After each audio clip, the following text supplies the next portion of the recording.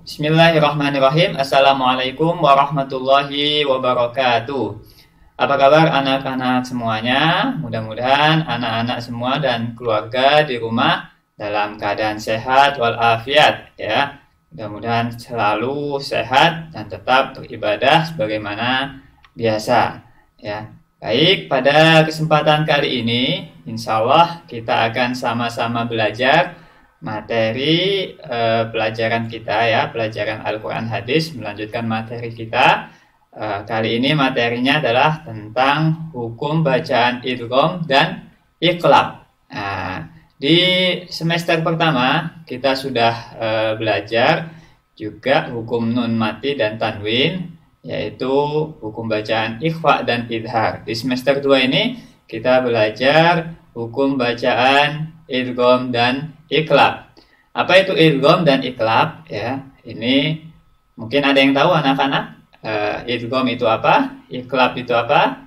Nah, kalau belum ada, atau mungkin sudah ada yang mempraktekkan, mudah-mudahan sudah ada yang mempraktekkan dalam membaca Al-Qur'an. Karena hukum bacaan idgham dan iqlab serta ikhfa dan idhar yang sudah kita pelajari itu termasuk dalam ilmu tajwid. Ilmu tajwid ini hukumnya wajib digunakan ketika kita membaca Al-Quran. Fungsinya apa ilmu tajwid? Agar untuk menjaga bacaan kita agar tidak salah dalam membaca Al-Quran. Ya. Sekarang idgham itu apa? Idgham itu adalah idgham dalam bahasa artinya adalah memasukkan, memadukan atau melebur. Ya. Nah, jadi dalam bahasa tadi apa? Memasukkan, memadukan, atau melebur. Tetapi dalam ilmu tajwid, idgham itu artinya apa? Memasukkan huruf mati, ya, memasukkan huruf mati ke memasukkan huruf mati ke huruf setelahnya. Ya, seakan-akan apa? Seakan-akan ada tasdid di huruf setelahnya. Jadi huruf matinya di sini apa? Huruf matinya di sini adalah nun mati. Ya, nun mati ini atau tanwin itu seakan-akan ada nun mati, kemudian dimasukkan ke huruf sesudahnya. Seakan-akan di huruf sesudahnya itu ada tanda tasdid. Kalau ada tanda tasdid biasanya dibaca dengung, ya. Nah, sekarang kalau dalam idgham, di dalam idgham ini dibagi menjadi dua, ya, dibagi menjadi dua. Ya, kita lihat di sini ya. Nah, ini pelajaran kita hari ini ya tentang apa? Tentang idgham dan iqlab. Ya, idgham dan iqlab tadi Pak Guru sudah jelaskan. Idgham itu adalah menurut bahasa idgham tadi adalah memasukkan, memadukan atau meleburkan ya. Kemudian sedangkan menurut istilah ilmu tajwid, idgham itu apa tadi? Memasukkan huruf mati ke dalam huruf hidup berikutnya seakan terdapat tanda tasdid di huruf hidup berikutnya tadi ya.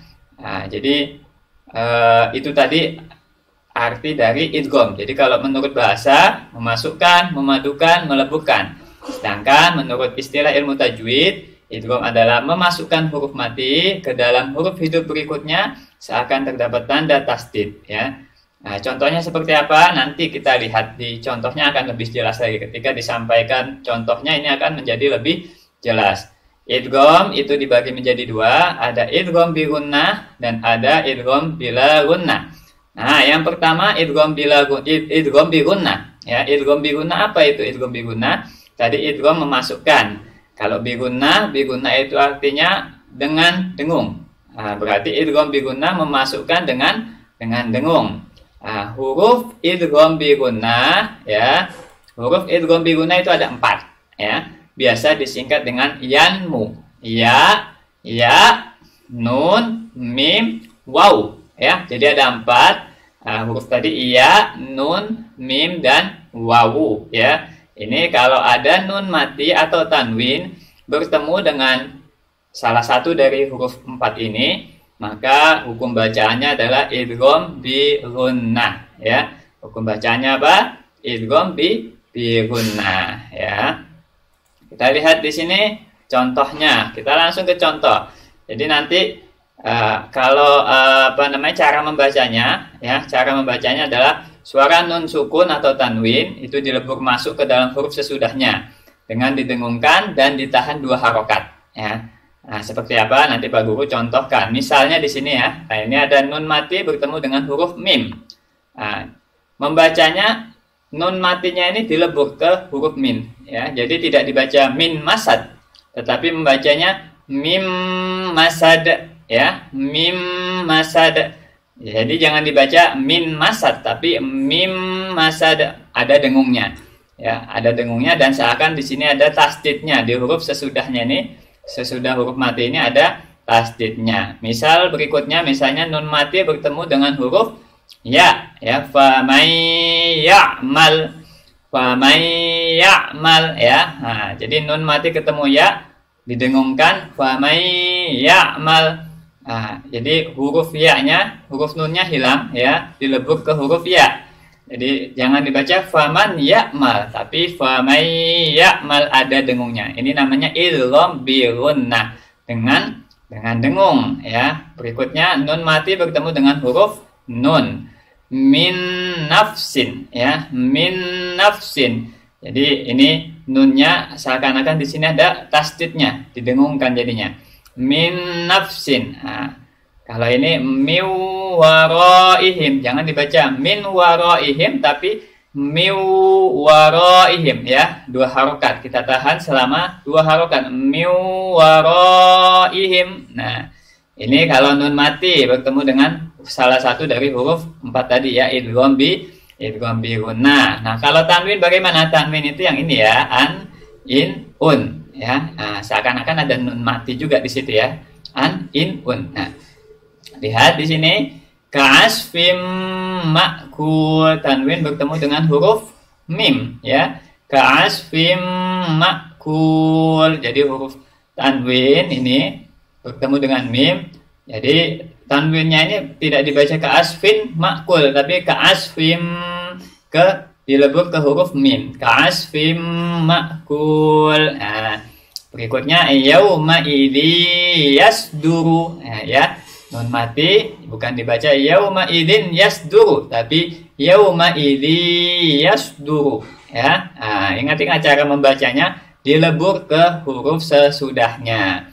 Amilatun nasibah ya. Amilatun nasibah. Nah, jadi tanwin ini seakan-akan di huruf nun yang ini ada tasdidnya ya.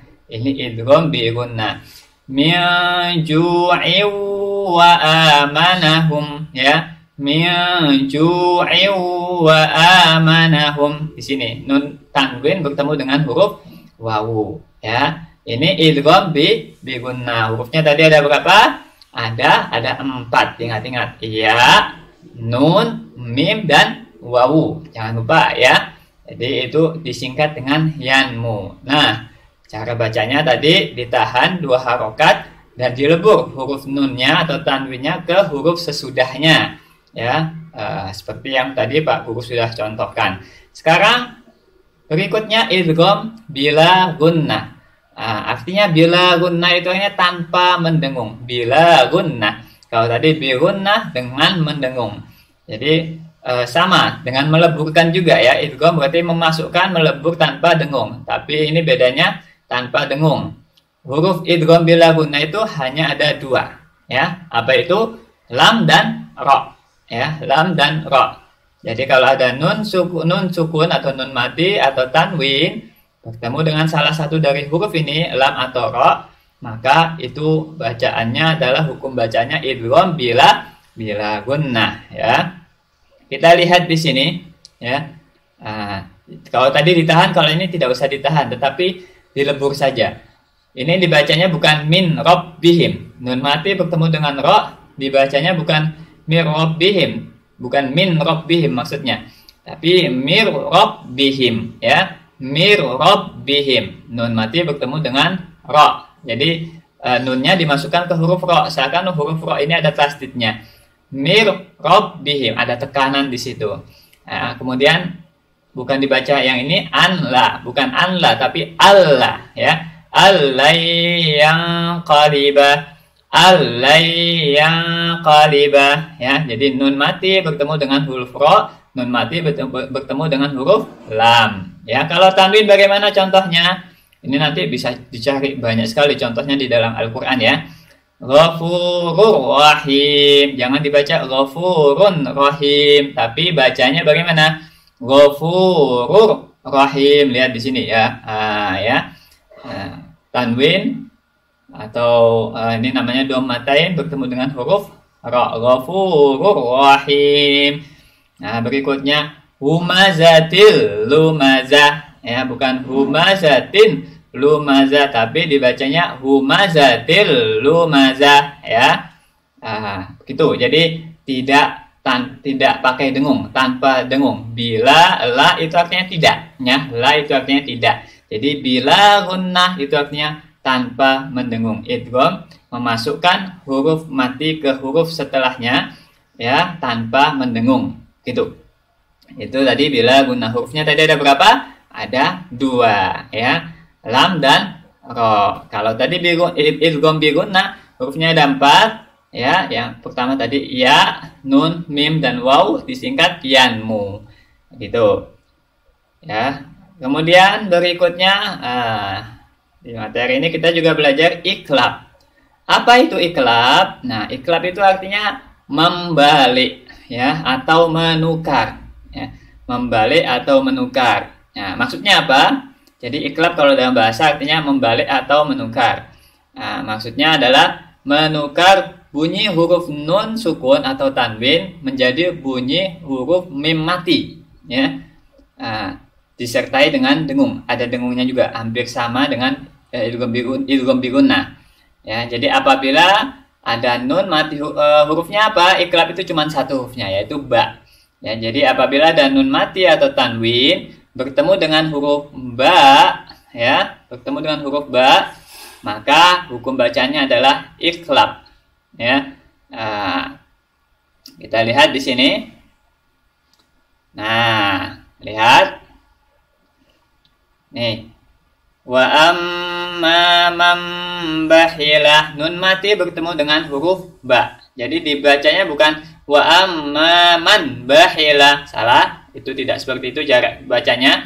Jadi kalau tidak tahu baca Al-Qur'an dengan tajwid, nanti membacanya seperti itu, wa amma man bahilah. Tapi kalau sudah tahu, sudah belajar ilmu tajwid, tahu hukum bacaan iklab, maka membacanya wa amma man bahilah. Nah, kalla la yumbadanna. Nah, ini ya, kalla la bukan layun, tapi layum, ke mim, ke huruf mim dan ada dengungnya, ya. La yumbadanna. Nah, itu kalau nun mati bertemu dengan ba.